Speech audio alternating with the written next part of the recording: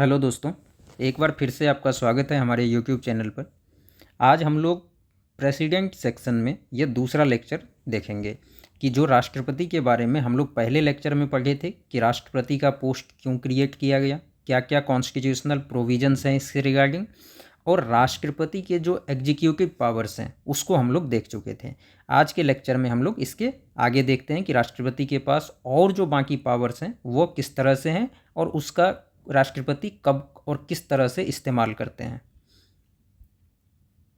तो इस सेक्शन में हमारा सबसे पहला है लेजिस्लेटिव पावर्स, कि राष्ट्रपति के पास कौन कौन से लेजिस्लेटिव पावर्स हैं, मतलब विधायी शक्तियाँ हैं। कानून बनाने से संबंधित जो भी शक्तियाँ राष्ट्रपति के पास हैं वो सभी इस सेक्शन में हम देखते हैं। तो सबसे पहले तो यह देखिए कि जो पार्लियामेंट के सेशंस होते हैं, जो पार्लियामेंट का सेशन होता है, हम लोग जानते हैं साल में 3 बार सेशन होता है, जिसमें एक होता है हमारा बजट सेशन, दूसरा होता है हमारा मॉनसून सेशन और तीसरा होता है हमारा विंटर सेशन। ये जो सेशंस हैं पार्लियामेंट के, इसको बुलाने का, समन करने का और सेशन को बंद करने का, मतलब प्रोरोग करने का, दोनों ही काम राष्ट्रपति को दिया गया। तो संसद का चाहे सत्र बुलाना हो, समन करना हो या उसको प्रोरोग करना हो, यह दोनों ही काम किसको है? राष्ट्रपति को दिया गया है। इसी तरह से जब कभी भी लोकसभा का डिसोल्यूशन होता है, लोकसभा को डिजॉल्व करने का काम भी राष्ट्रपति का है। और यह डिसोल्यूशन किस तरह से हो सकता है? एक केस में तो एडवाइस आएगा किसका? काउंसिल ऑफ मिनिस्टर का। जब काउंसिल ऑफ मिनिस्टर एडवाइस दे दे कि लोकसभा को डिजॉल्व करना है, फ्रेश इलेक्शन करवाना है, तब राष्ट्रपति करेंगे। और दूसरा केस ये है कि जब गवर्नमेंट मेजोरिटी लॉस कर ले, जब गवर्नमेंट के पास मेजोरिटी नहीं हो, नो कॉन्फिडेंस मोशन में सरकार गिर जाए, तो उस केस में अगर डिजॉल्व करने की बात आती है तो राष्ट्रपति स्यो मोटो लोकसभा को डिजॉल्व कर सकते हैं और इसके बाद फ्रेश इलेक्शन होगा। फिर संसद का ज्वाइंट सेशन होता है। ज्वाइंट सेशन का मतलब है इसमें राज्यसभा और लोकसभा दोनों के मेंबर एक साथ बैठते हैं। ज्वाइंट सेशन को भी बुलाने का काम राष्ट्रपति का है और जो ज्वाइंट सिटिंग है इसकी अध्यक्षता स्पीकर करते हैं। जो स्पीकर होते हैं लोकसभा के, यह ज्वाइंट सिटिंग के चेयरमैन होते हैं। इसी तरह से जो पार्लियामेंट का सेशन बुलाया जाता है उसमें जो साल का पहला पार्लियामेंट सेशन होता है, मतलब जो बजट सेशन कह सकते हैं हम, तो बजट सेशन को एड्रेस करते हैं राष्ट्रपति। और साथ ही साथ जब भी इलेक्शन होता है, इलेक्शन के बाद जो फर्स्ट सेशन होता है इसमें भी राष्ट्रपति का एड्रेस होता है, अभिभाषण होता है। तो राष्ट्रपति संसद को 2 बार एड्रेस कर सकते हैं। एक तो है कि हर साल बजट सेशन में, मतलब पहले सेशन में, और दूसरा है कि जब भी जनरल इलेक्शन होता है लोकसभा का, तो उस इलेक्शन के बाद जो भी पहला सेशन हो, चाहे वो बजट सेशन हो, चाहे वो विंटर सेशन हो या मॉनसून सेशन, कोई भी सेशन हो, उस सेशन को एड्रेस करना राष्ट्रपति का काम है। इसके अलावा कि जो भी ऐसे मेंबर को अपॉइंट करते हैं वो जो कि प्रिसाइड करते हैं सेशन के, जब इलेक्शन होता है, जब भी लोकसभा के इलेक्शन होते हैं, उसके बाद जो प्रोसीडिंग को प्रिसाइड करेंगे, जो प्रोटेम स्पीकर होते हैं। प्रोटेम स्पीकर एक पोस्ट होता है, इस पोस्ट पर जिसको भी रखना है उसका डिसीजन राष्ट्रपति लेते हैं और उसको अपॉइंट करते हैं प्रोटेम स्पीकर के तौर पर। दूसरा, जब कभी भी स्पीकर लोकसभा के केस में और डिप्टी स्पीकर, या फिर राज्यसभा के केस में, लोकसभा के केस में स्पीकर और डिप्टी स्पीकर, और राज्यसभा के केस में चेयरमैन और वाइस चेयरमैन, जब कभी भी ये दोनों ही पोस्ट वैकेंट हो, किसी भी वजह से दोनों ही पोस्ट एक साथ वैकेंट हो जाए, स्पीकर और डिप्टी स्पीकर का, और राज्यसभा के केस में चेयरमैन और वाइस चेयरमैन का, तो उस केस में कौन प्रिसाइड करेगा सेशन को, उसका भी अपॉइंटमेंट राष्ट्रपति करते हैं। इसके अलावा राज्यसभा में 12 मेंबर को नॉमिनेट करते हैं। राज्यसभा में 12 मेंबर का नॉमिनेशन राष्ट्रपति करते हैं। और ये जो 12 मेंबर नॉमिनेट किए जाते हैं, ये ऐसे व्यक्ति होते हैं जिनको लिटरेचर, साइंस, आर्ट या सोशल सर्विस का स्पेशल नॉलेज हो। ये आप ध्यान रखिएगा, इसमें 4 ही ग्राउंड है कि या तो वो लिटरेचर का व्यक्ति हो, साइंस का हो, आर्ट का हो या सोशल सर्विस का हो। तो इस केस में है कि 12 मेंबर का राज्यसभा में नॉमिनेशन राष्ट्रपति करते हैं और यह 12 व्यक्ति साइंस, आर्ट, लिटरेचर या सोशल सर्विस के एक्सपर्ट्स होते हैं। अब जब कभी भी किसी मेंबर के डिस्क्वालिफिकेशन का सवाल हो, किसी भी एमपी के डिस्क्वालिफिकेशन का सवाल हो, तो इसका डिसीजन भी राष्ट्रपति करते हैं, लेकिन इलेक्शन कमीशन ऑफ इंडिया के कंसल्टेशन से। अब यहाँ पर यह ध्यान रखिए कि इस डिस्क्वालिफिकेशन के अंदर एंटी डिफेक्शन शामिल नहीं है। एंटी डिफेक्शन शामिल नहीं है। एंटी डिफेक्शन के केस में स्पीकर डिसाइड करते हैं। अगर एंटी डिफेक्शन का कभी भी किसी एमपी के खिलाफ केस बनता है कि एंटी डिफेक्शन के लिए उसको डिस्क्वालीफाई करना है, तो वो डिसीजन स्पीकर लेंगे। लेकिन अदर डिस्क्वालिफिकेशन के केस में जब भी डिसीजन लेना हो तो उस केस में राष्ट्रपति डिसाइड करेंगे, लेकिन इलेक्शन कमीशन ऑफ इंडिया से कंसल्ट करके। तो यह हमारा जो है लेजिस्लेटिव पावर है जो कि राष्ट्रपति को दिए गए हैं।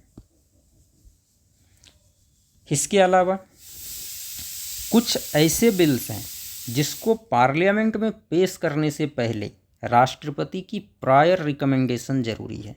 मतलब ये ऐसे बिल हैं जिसको जब कभी भी पार्लियामेंट में लाया जाएगा उसके लिए पहले रिकमेंडेशन लेना पड़ेगा राष्ट्रपति का। और इसमें जो मेन है दो, उसको आप ध्यान रखेंगे। पहला तो ये है कि जब कभी भी कॉन्सोलिडेटेड फंड से, जब कभी भी कॉन्सोलिडेटेड फंड ऑफ इंडिया से कोई भी एक्सपेंडिचर करना हो, कोई भी एक्सपेंडिचर करना हो, तो इससे संबंधित बिल पहले राष्ट्रपति के रिकमेंडेशन से ही जाएगा। और दूसरा, जब कभी भी किसी भी स्टेट के बाउंड्री को चेंज करना हो, मतलब किसी एक स्टेट के बाउंड्री को चेंज करना हो या नया राज्य बनाना हो कोई भी, तो इस केस में भी राष्ट्रपति की प्रायर रिकमेंडेशन जरूरी है ऐसे किसी भी बिल को लाने के लिए। अब जब कोई भी बिल राष्ट्रपति के पास प्रेजेंट किया जाता है तो उस केस में राष्ट्रपति को 3 पावर हैं। पहला, वही बिल को अप्रूव कर दे, अपना एसेंट दे दे बिल पे। दूसरा, एसेंट दे नहीं लेकिन उसको विथहोल्ड कर दे, एसेंट दे नहीं रखे रहें। और तीसरा, बिल को रिटर्न करे रिकंसिडरेशन के लिए, बिल को रिटर्न करे रिकंसिडरेशन के लिए। अब जब यह 3 केस है तो राष्ट्रपति तीनों का यूज करते हैं। लेकिन यहाँ ध्यान रखिएगा कि जिन बिल्स में प्रायर रिकमेंडेशन जरूरी है उस पे राष्ट्रपति एसेंट दे देते हैं। इसलिए दे देते हैं कि उनकी पूर्व अनुमति से ही वह बिल पार्लियामेंट में लाया गया था, और जब उनकी पूर्व अनुमति से वह बिल लाई गई है तो उस केस में राष्ट्रपति को पहले से पता है। तो इसलिए ऐसे केस में नॉर्मली राष्ट्रपति इस बिल पे अपना एसेंट दे देते हैं। बाकी बिल्स में वो या तो विथहोल्ड कर सकते हैं या फिर रिटर्न कर सकते हैं रिकंसिडरेशन के लिए। लेकिन रिकंसिडरेशन के लिए रिटर्न करने के बाद अगर सेकंड टाइम बिल भेजा जाता है वापस राष्ट्रपति के पास तो उनको अप्रूवल देना पड़ता है, मतलब उनको अपना जो है एसेंट देना ही पड़ता है। तो एक बार आप लौटा सकते हैं, बार बार नहीं लौटा सकते हैं। अब एक केस और है कि कभी अगर पार्लियामेंट सेशन में ना हो, पार्लियामेंट का सेशन नहीं चल रहा है, हम जानते हैं कि साल में 3 ही बार होता है, तो अगर पार्लियामेंट का सेशन नहीं चल रहा है और किसी सब्जेक्ट पे किसी कानून की तुरंत ज़रूरत है तो क्या हो सकता है, तुरंत सेशन तो बुला नहीं सकते हैं। तो इस केस में यह है कि राष्ट्रपति को पावर है कि वह ऑर्डिनेंस निकाल सकते हैं। राष्ट्रपति क्या करेंगे, ऑर्डिनेंस निकालेंगे, और ये ऑर्डिनेंस जो होता है इसका इफेक्ट कानून के तरह ही होता है। तो राष्ट्रपति कभी भी ऑर्डिनेंस निकाल सकते हैं और पहले से अगर कोई ऑर्डिनेंस निकला हुआ है तो उसको विड्रॉ भी कर सकते हैं। इसी तरह जो भी कॉन्स्टिट्यूशनल बॉडी है, जो कॉन्स्टिट्यूशनल बॉडीज हैं, जैसे कैग हो गया, यूपीएससी, फाइनेंस कमीशन, इन सभी के एनुअल रिपोर्ट को पार्लियामेंट में लेकर आने का काम राष्ट्रपति का है। तो जो भी कॉन्स्टिट्यूशनल बॉडी है उनके रिपोर्ट को पार्लियामेंट में लेकर आना राष्ट्रपति का काम है। इसी तरह कुछ स्पेशल एरिया के लिए, जैसे अंडमान निकोबार, लक्षद्वीप, दादर नगर हवेली, दमन दीव और लद्दाख, इन एरियाज़ के लिए हम जानते हैं कि ये सारे ज़्यादातर ट्राइबल एरियाज़ हैं। इन ट्राइबल एरियाज़ के लिए कुछ स्पेसिफिक रेगुलेशन बनाने का काम राष्ट्रपति को दिया गया है। तो ये राष्ट्रपति के पूरे लेजिस्लेटिव पावर्स हैं कि लेजिस्लेटिव स्फीयर में राष्ट्रपति क्या सब कर सकते हैं और क्या नहीं कर सकते हैं। अब हम देखते हैं कि राष्ट्रपति के जो फाइनेंशियल पावर्स हैं उसमें क्या सब है। तो राष्ट्रपति के पास सबसे पहला ये पावर है कि हमने कहा था कॉन्सोलिडेटेड फंड ऑफ इंडिया से कोई भी मनी विथड्रॉ करने के लिए, कुछ भी विथड्रॉ करने के लिए राष्ट्रपति की अप्रूवल ज़रूरी है। तो इससे संबंधित कोई भी बिल अगर पार्लियामेंट में आ रहा है तो प्रायर अप्रूवल ज़रूरी है। तो मतलब मनी बिल ही पेश किया जाता है। जब कभी भी कॉन्सोलिडेटेड फंड ऑफ इंडिया से पैसे निकालने होते हैं तो उसके लिए मनी बिल आता है। तो मनी बिल जब भी पार्लियामेंट में लाया जाएगा उसके लिए राष्ट्रपति की प्रायर अप्रूवल ज़रूरी होगी। ठीक है।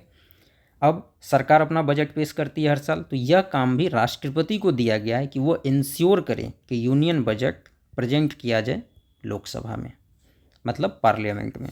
तो यूनियन बजट राष्ट्रपति कहते हैं सरकार को कि आप पेश कीजिए हर साल, तो यूनियन बजट पेश करवाने का काम भी राष्ट्रपति का है। पेश करवाने का काम है, जबकि यूनियन बजट पेश कौन करते हैं? Finance minister.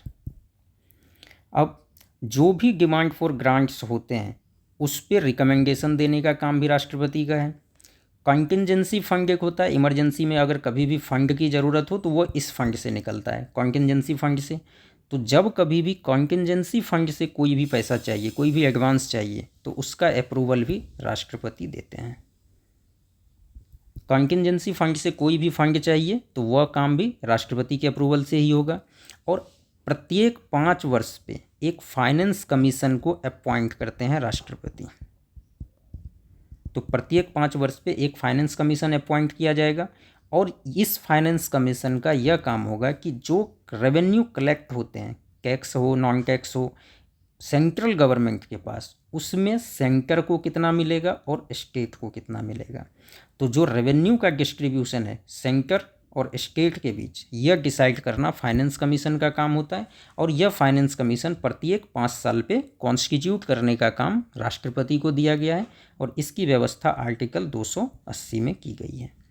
तो फाइनेंस से रिलेटेड राष्ट्रपति के पास इतने पावर हैं कि जब कोई भी फंड, चाहे कंसोलिडेटेड फंड हो या कॉन्टिजेंसी फंड हो, कभी भी निकालना हो तो राष्ट्रपति के पास आपको जाना ही पड़ेगा। क्योंकि अगर कंसोलिडेटेड फंड से आप पैसे निकाल रहे हैं तो मनी बिल लाइएगा। मनी बिल लोकसभा में या राज्यसभा में कहीं भी, मतलब पार्लियामेंट में पेश करने के लिए ही आपको प्रायर अप्रूवल चाहिए राष्ट्रपति की, और प्रायर अप्रूवल मिलेगा तभी पैसे निकलेंगे। और इसी तरह से कॉन्टिजेंसी फंड से कोई भी एडवांस निकालने के लिए राष्ट्रपति की अप्रूवल चाहिए। डिमांड फॉर ग्रांट्स पे उनका रिकमेंडेशन चाहिए। यूनियन बजट पेश करवाना उनका काम है। और केंद्र और राज्य के बीच जो रेवेन्यूज है उसको बांटने का काम भी फाइनेंस कमीशन करती है। और फाइनेंस कमीशन कॉन्स्टिट्यूट कौन करता है? राष्ट्रपति करते हैं प्रत्येक 5 साल पे। इसके अलावा राष्ट्रपति के पास कुछ जुडिशियल पावर्स भी होते हैं। अब जुडिशियल पावर्स में सबसे पहले हम देखते हैं कि जो जजेज होते हैं, चाहे वो सुप्रीम कोर्ट के हों या हाई कोर्ट्स के हों, दोनों ही कोर्ट में जो भी जज होते हैं, चाहे सुप्रीम कोर्ट के जज हों या हाई कोर्ट के जज हों, चाहे चीफ जस्टिस हो या अदर जजेज हों, इन सभी को अपॉइंट करने का काम राष्ट्रपति का है। तो सुप्रीम कोर्ट और हाई कोर्ट के सभी जजेज का अपॉइंटमेंट राष्ट्रपति का काम है। और अगर कोई लीगल इशू है किसी भी मैटर पे, किसी भी सब्जेक्ट पे, अगर कभी भी कोई लीगल इशू फंसता है तो उस केस में राष्ट्रपति सुप्रीम कोर्ट से कंसल्ट कर सकते हैं। सुप्रीम कोर्ट से एडवाइस ले लेंगे लीगल इशू पे, लेकिन इससे जो एडवाइस दिया जाएगा ये एडवाइस बाइंडिंग नहीं होगा। जो एडवाइस दिया जाएगा ये एडवाइस राष्ट्रपति पे बाइंडिंग नहीं होगा। तो सुप्रीम कोर्ट से राष्ट्रपति सलाह तो लेंगे लीगल इशू पे, लेकिन अगर उनको लगता है कि सलाह मान लेना चाहिए तो वो मान भी सकते हैं, और अगर उनको लगता है कि नहीं मानना चाहिए तो वो नहीं मानेंगे। तो एडवाइस सुप्रीम कोर्ट का बाइंडिंग नहीं है, लेकिन हाँ सुप्रीम कोर्ट को एडवाइस देना पड़ेगा। तो ये जुडिशियल पावर में ये 2 चीज़ हो गया, कोर्ट से रिलेटेड, लीगल इशू से रिलेटेड। एक स्पेशल पावर राष्ट्रपति को है कि आर्टिकल 72 ये कहता है कि राष्ट्रपति के पास पार्डनिंग पावर होगा। मतलब किसी भी अपराध के लिए राष्ट्रपति चाहे तो किसी भी व्यक्ति को क्षमा कर सकते हैं। मतलब अपराध के केस में उनके पास पार्डनिंग पावर है। और पार्डनिंग पावर भी 5 तरह से है उनके पास, जिसमें एक पार्डन है हमारा, दूसरा कम्यूटेशन है, तीसरा रिमिशन है, चौथा रिस्पाइट और 5वां रिप्राइव। अब इस केस में हम देखते हैं कि पांचों का मतलब क्या है। पार्डन करने का सीधा मतलब है कि जो भी सज़ा मिली है उससे आपको पूरी तरह से छूट मिल जाएगा, मतलब आपको माफ़ कर दिया गया पूरी तरह से। तो पार्डन के केस में जो सेंटेंस है और कन्विक्शन है उसको ख़त्म कर दिया जाएगा, मतलब आप आज़ाद हैं, आप सीधा जेल से छोड़ दिए जाएंगे, आपको सज़ा होगी ही नहीं, कोई भी सज़ा नहीं होगी। तो ये पार्डन है, ये पावर भी राष्ट्रपति को के पास है कि किसी व्यक्ति को चाहे तो सीधे कैदी से छोड़ दे और आम जिंदगी वो जी सकता है, उसके ऊपर कोई चार्जेज उसके बाद नहीं रहेंगे। दूसरा राष्ट्रपति के पास पावर है कि वो सज़ा को कम्यूट कर सके। कम्यूट करने का मतलब है कि जो सज़ा आपको मिली थी पहले उससे कम सज़ा आपको दें। तो पहले कोई और से, मान लीजिए किसी को उम्र कैद मिली थी, अब उसके सज़ा को 5 साल कर दिया, 7 साल कर दिया, तो इस तरह से ये हो गया कम्यूटेशन, उसके सज़ा को कम कर दिया, लेसर फंड में कन्वर्ट कर दिया।